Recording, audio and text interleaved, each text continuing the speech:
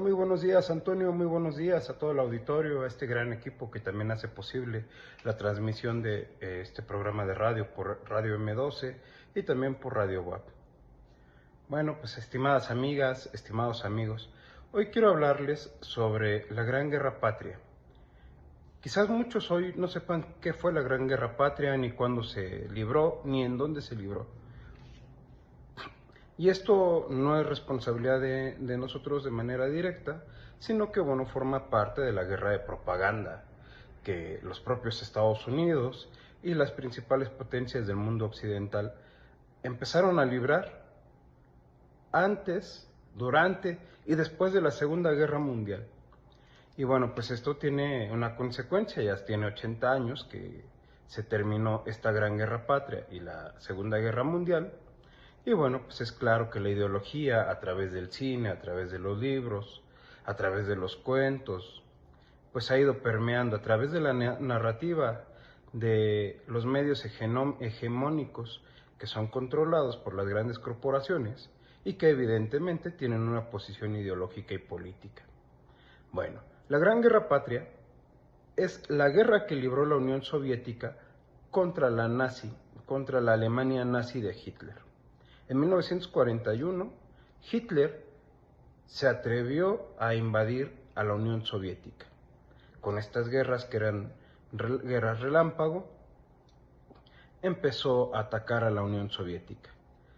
Debemos de tener muy claro que en este contexto ya estaba en curso la Segunda Guerra Mundial. Esta inició en 1939. Y para esta fecha, Hitler ya controlaba prácticamente toda Europa. Ya había atacado a Inglaterra, los había reducido gravemente con su aviación, ya había entrado a París. España, pues España estaba gobernada por Franco, entonces pues era una de sus aliadas. Italia también era uno de los aliados de Hitler. Japón, en la región del Asia-Pacífico, era parte de esta alianza. Y Hitler, pues ya al tener el control de Europa Occidental y de haber empezado también, o de ya controlar también la Europa Oriental, pues no le quedaba más que expandirse ya hacia la Unión Soviética.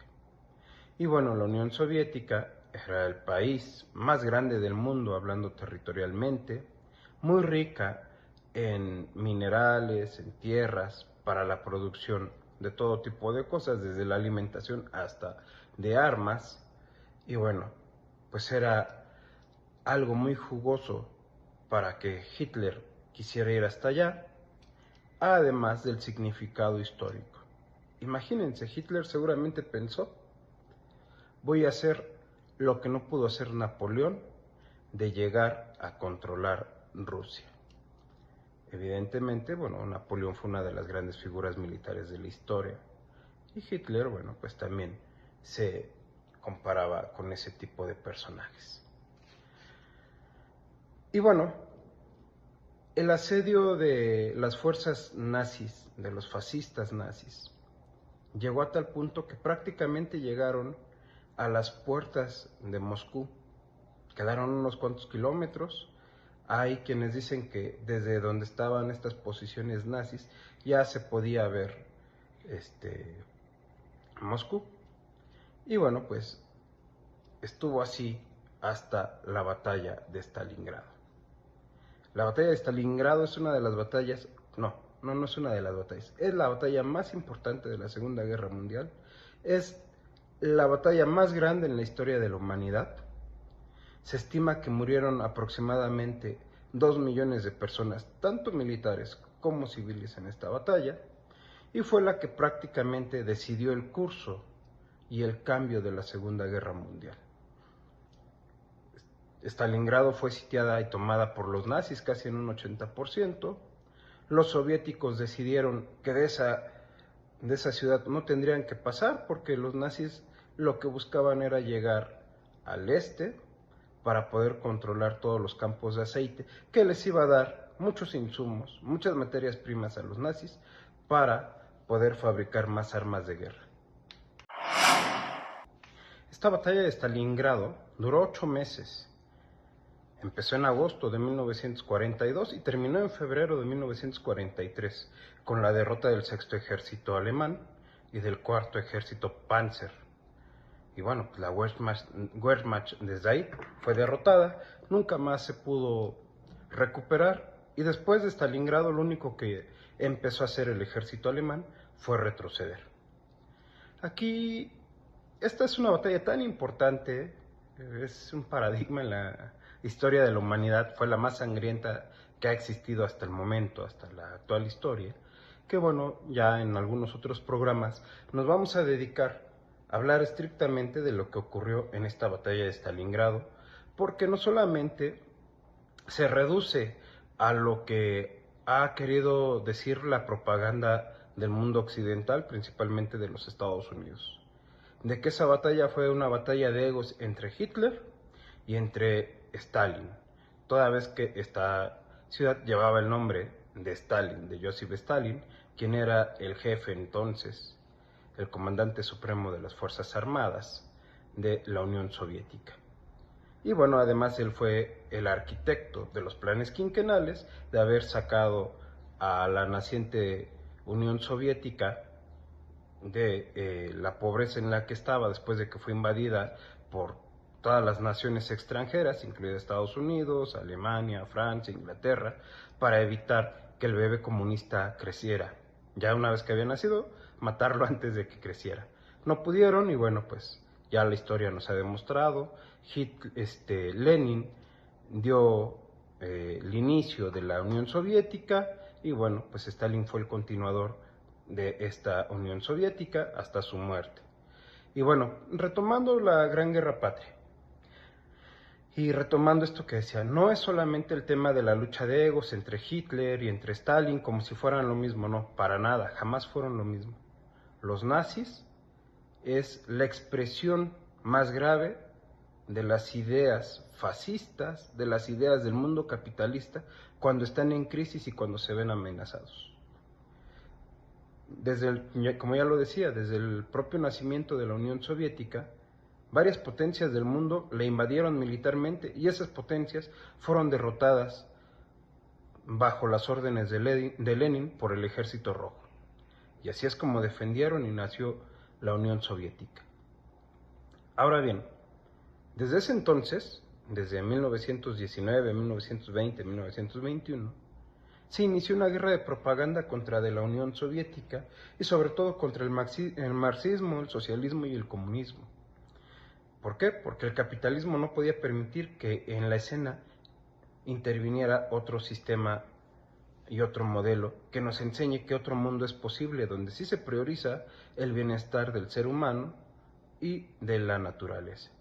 Y bueno, pues la misma historia nos demuestra que los principales derechos y avances en los derechos humanos, en los derechos de las mujeres, en los derechos laborales, en los derechos sociales, se dieron primeramente en la Unión Soviética y esto obligó a los demás estados que hoy se denominan democráticos a adoptarlos. Claro, con la cuota de sangre que le cobraron al pueblo trabajador, al pueblo proletario que lucharon por estas demandas justas. Bueno, Hitler, desde antes de llegar al poder, cuando apenas empezaba a construir el partido nazi, decía que tenía que destruir no solamente a los judíos, sino también a los comunistas y sobre todo a los soviéticos. Es más, los propios nazis llegaron a calificar a los soviéticos como subhumanos y que estos tenían que ser prácticamente esclavos de los alemanes, que eran la raza superior, y que iban a tener un reinado por 1000 años. Cuando estos empiezan a avanzar dentro de la Unión Soviética, no solamente atacaron al ejército y a la población armada, hicieron un genocidio. Había plazas donde citaban a todos los soviéticos y los ejecutaban sumariamente. Ni hablar de las violaciones que hacían hacia las mujeres, ni hablar de que los principales y mayores campos de concentración nazi se encontraban del lado oriental de Europa. Y del lado oriental de Europa, ¿quién estaba? Pues claro, la Unión Soviética.